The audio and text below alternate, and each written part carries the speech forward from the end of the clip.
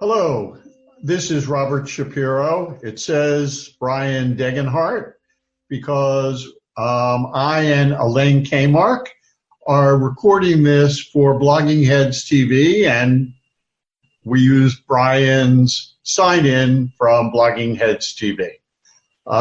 We're here today to discuss the economics and politics of President Trump's strategy on the COVID-19 pandemic.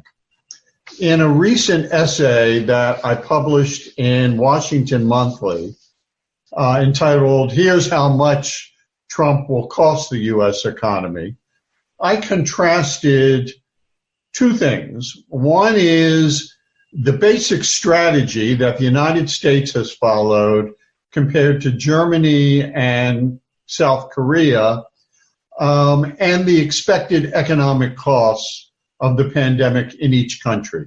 And this is based on the proposition that since the economic costs of the pandemic arise mainly from the measures governments have to take to stop its spread, and that's social distancing and social isolation, closing businesses, closing borders, it follows that the extent of those costs will be related to the policies the government has adopted to contain the pandemic. And I picked Korea and Germany because they both are expected to endure much smaller economic costs than we are, according to global forecasters, and because there's a sharp contrast in the testing strategies of the three countries.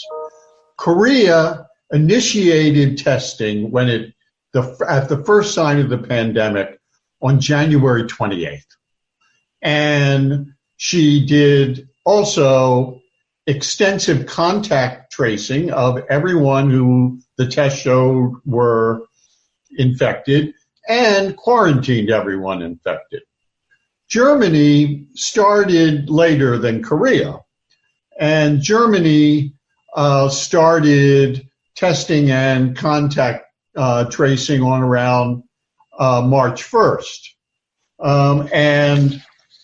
But she also ramped up that testing very sharply and very quickly. And then we have the United States. We really don't begin testing until around March 15th. We never did contact tracing. We tried to isolate those infected, but there was no mandatory isolation. And we ramped up the tests very slowly. And we see that in Korea, for example, they never had to close down businesses. Korea is expected to have a mild recession or flat growth as a result of the COVID-19 pandemic. Germany came in and ramped up testing very quickly, and they're expected to suffer about 5 percentage points in decline of GDP. The U.S. is now projected to see a decline in GDP of around 12%.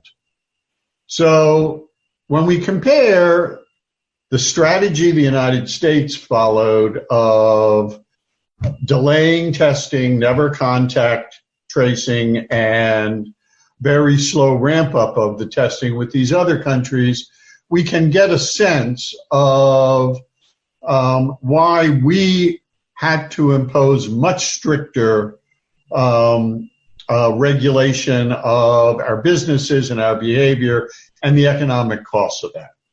So we're going to talk today a little bit more about the economic costs, but also the politics.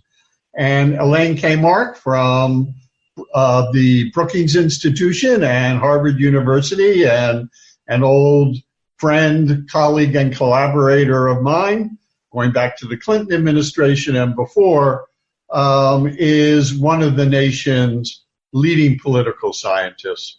And so why don't we start, Elaine, with your discussing the politics of testing.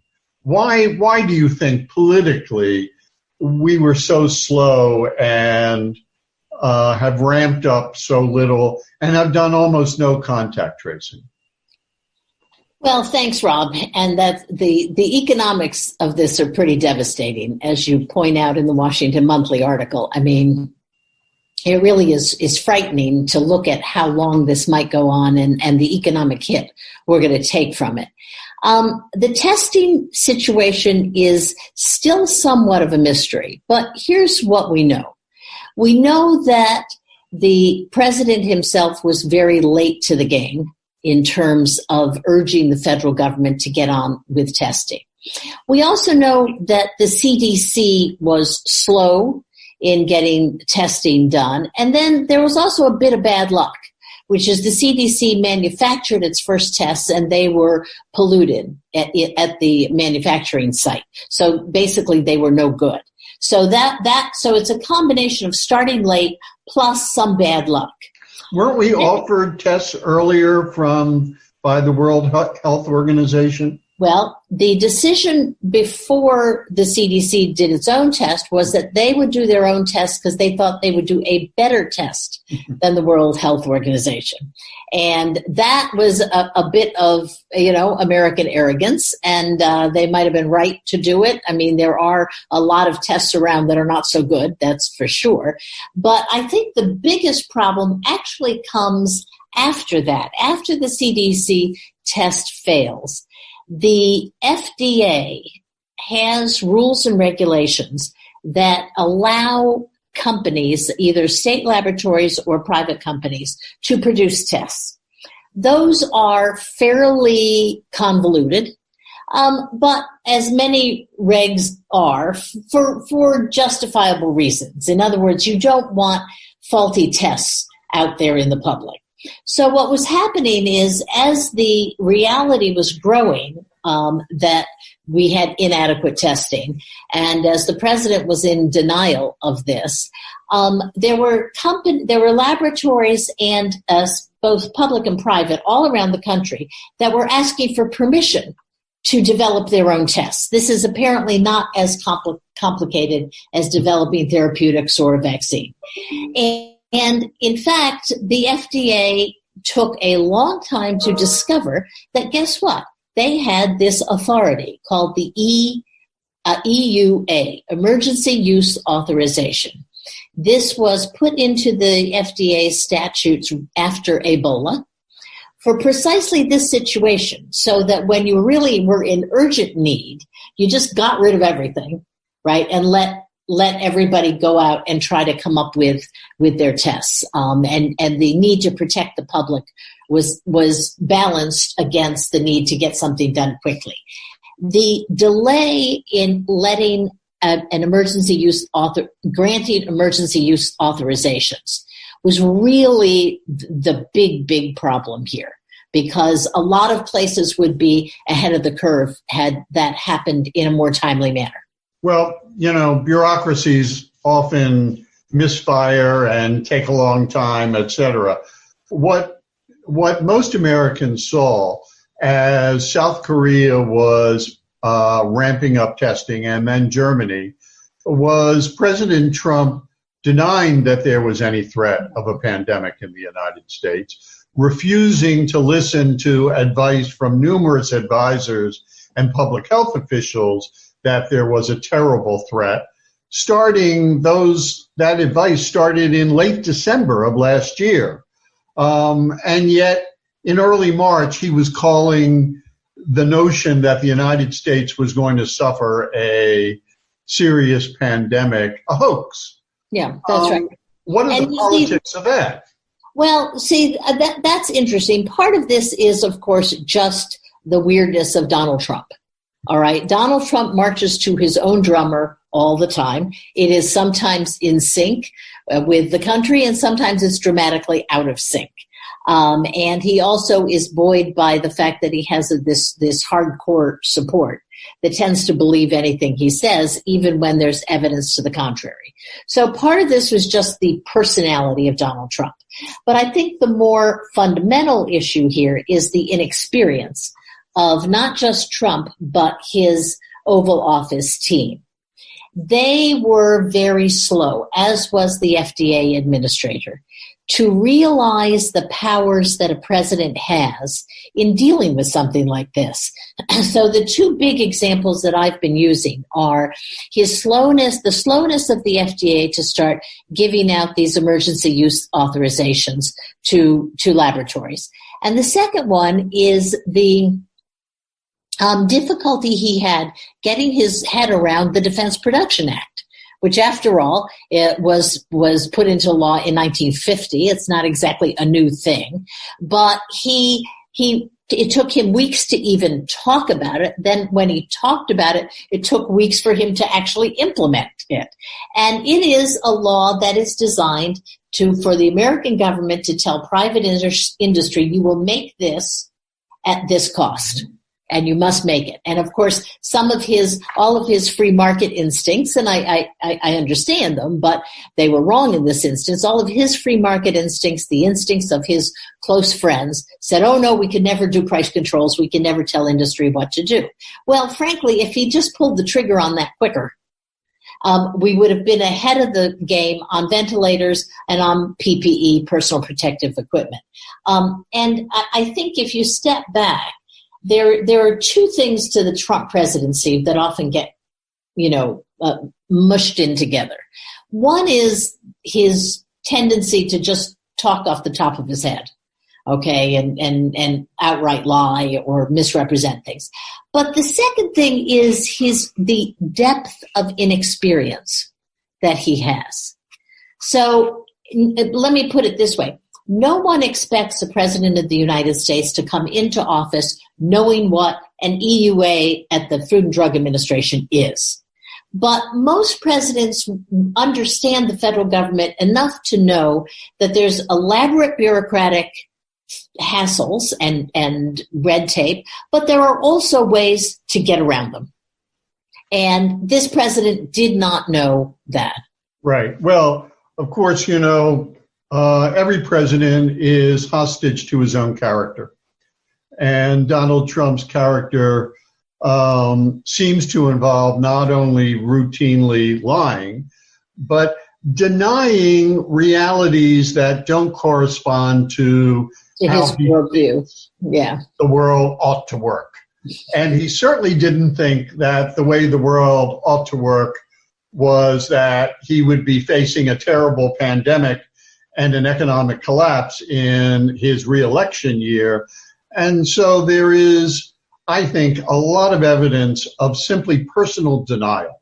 Yeah, I think that's right. And this is particularly evident because of all of the people who tried to warn him, including some people who were quite close to him, like Peter Navarro and Alex Azar, of the potential problem of this. And to get some to remind us of the costs, we need to review what's already happened. We've had 22 million new unemployment claims in a month. This is absolutely unprecedented, including not only the Great Depression, but all the booms and busts, of the 19th century. Most economists, and I agree, expect that unemployment will probably increase by about 30 million, all told. That means an unemployment rate of something between 20 and 25%. That's right. Let me also, and so what does that mean for the economy? Well, the average working person in the United States adds $141,000 each to GDP. And that's their pay and the profits of their company. It's the value of each worker working per job. And so what we're talking about is a loss in GDP of between $2.5 and $3 trillion, which is greater than the GDP of all but a handful of countries. That's right. That's right. All but 3 or 4 countries in the world. And that's what we're going to lose. Why don't you give us your insights on the politics of that kind of economy? Well, I mean, the politics of that kind of let's start with before COVID-19. Before COVID-19, Donald Trump was in a historically unique position. He had a very good economy with high growth, low unemployment, modest growth, actually. Modest growth, low unemployment, and he had. And in the midst of this, he could not hit 50% in his approval ratings. Okay, so you had, even going into this crisis, a sort of a paradox, right? You had a good economy for a lot of people. You had some growth, you had low unemployment, and still he couldn't get to 50% in approval ratings. So that showed that he went into the crisis with a problem. Obviously, the economic forecasts today and the ones that you've predicted are devastating to a president. We've never seen in American history a president get reelected with such bad economic numbers. So that just doesn't happen. If you add to that, the economic impact on the election, the fact that the president is, the force of his own ego, is requiring him to go out and talk every single day, sometimes for 2 hours. And this is not doing shades of Fidel Castro. Yes, exactly. He thinks, and frankly, as many presidents do, but we've never had a president with a problem of narcissism like this one. He actually thinks that the more he talks, the more good he'll do. And in fact, there is some evidence now that it's frankly just the opposite. Republicans have been telling him to get off the stage, to make one announcement, get off the stage, let Dr. Fauci, Dr. Birx, and even Mike Pence. And so what we're seeing is these contrasts. Even within the White House briefing, you're seeing the contrast between Donald Trump and Mike Pence. And it's kind of night and day. Mike Pence has facts and statistics. He doesn't run off the rails. And Mike Pence actually, it shows some genuine compassion for the suffering people are going through. Donald Trump reads the compassion. There's nothing spontaneous about that. And, we never know what he's going to say. And sometimes he needs to be corrected within his own briefing by his own team. Then we see the contrast between the governors and Trump, and particularly the contrast between Andrew Cuomo, the governor of New York, and Donald Trump. That's a very stark difference. The Cuomo model is the model we think of when we think of, politicians and leaders that we think can take care of us. And the Trump model is not. So I think if you put these things together, this does not look good for the president in November. And it doesn't really matter what his hardcore supporters are thinking, because we know that he said it himself. He could shoot someone on Fifth Avenue and they would still be with him. That is true, but that's not true of 51% of the population. Yes, well, it is for an economist, the economy going into this pandemic was very striking because, as you know, we had historically low unemployment. It was 3.4%. Right. Economists didn't think it could go that low, frankly. But the fact is that consumer spending, investment, they had all been slowing down for about a year. The modest, Trump had come into office promising 4% annual growth. The highest he ever got was 2.8 for a year, and the last year it was 2.3. So the economy was not in the strongest position possible to absorb what is an unprecedented shock. Yeah. It had, and frankly, we see that in what happened in employment. The fact that that we had these enormous, unprecedented increases in unemployment claims, which understates actual unemployment, because lots of people don't know they can actually get unemployment. Right. Congress did expand unemployment insurance for this crisis, but a lot of the economy didn't qualify for it before, and they don't know. And one of the reasons was that so many businesses, after all, an 11-year expansion that began in 2009 with President Obama, the economy was aging. The expansion was aging out, and consequently, a lot of businesses didn't have the resources that would have enabled them to endure a little longer. Yeah, interesting. And that's why we saw this explosion in unemployment. And a question I'd like to ask you about that is that I think that based on, let's go to where you began, which was South Korea, right? One of the things we saw in the curve in South Korea was it went up and then there was a dramatic drop down because of all the actions they had taken. What I think we're seeing here is we're going up and we're plateauing as opposed to having a dramatic drop down. I'm assuming that even as we get better, this will affect demand enormously and therefore affect the pace of a recovery. Yes, well, initially a lot of economists thought this is going to be short, it'll be a V-shaped recession and then recovery. Then they saw that it was much, much more serious than they expected, and in fact was doing structural damage to the economy. And what we mean by that was that, normally in a recession, businesses contract. They don't go out of business. They don't disappear.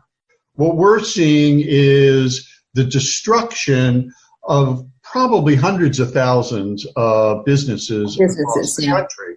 And that means that as we come out of it, we will have less productive capacity.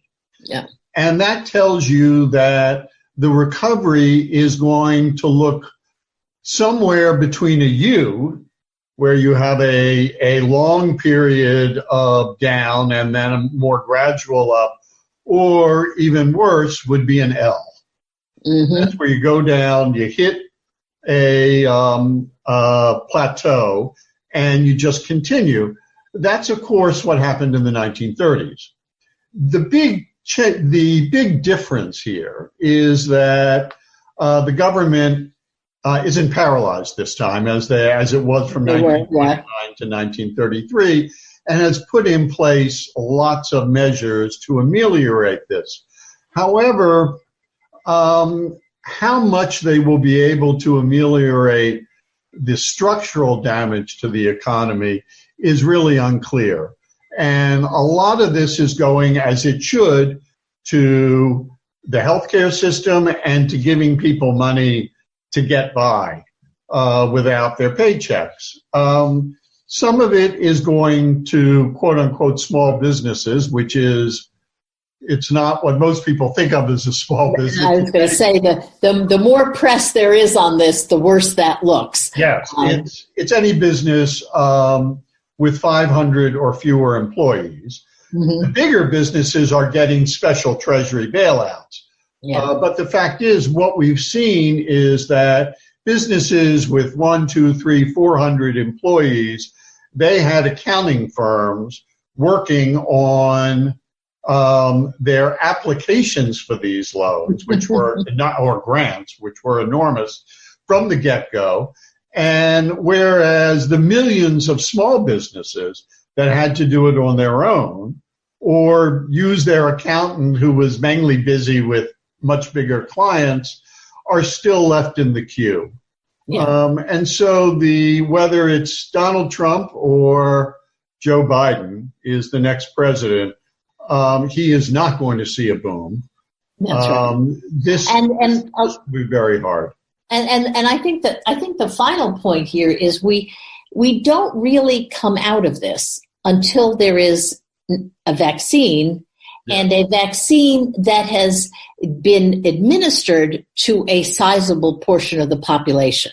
Yes. And so we really are looking at a much longer time than I think anybody ever thought.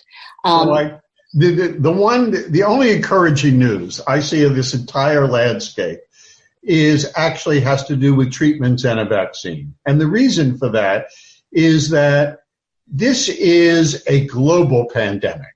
The market for treatments and the market for a vaccine will be astronomical. Yeah, that's right. And that means that every large pharma company in the world and most pharma startups and university labs are all focused on either treatments or vaccines, mainly treatments.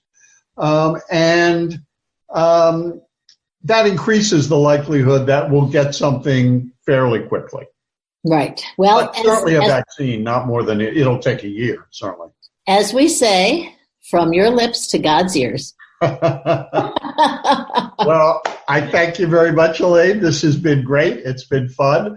And enjoy the rest of your day. And to everyone who's watching this, you can read Elaine Kamarck's writings at Brookings. And at the Brookings website, you can read the article on which this conversation is based at WashingtonMonthly.com. Thank you very much. Nice to talk to you, Rob, and to everyone who listens. Thank you. Yes. Bye. Bye-bye.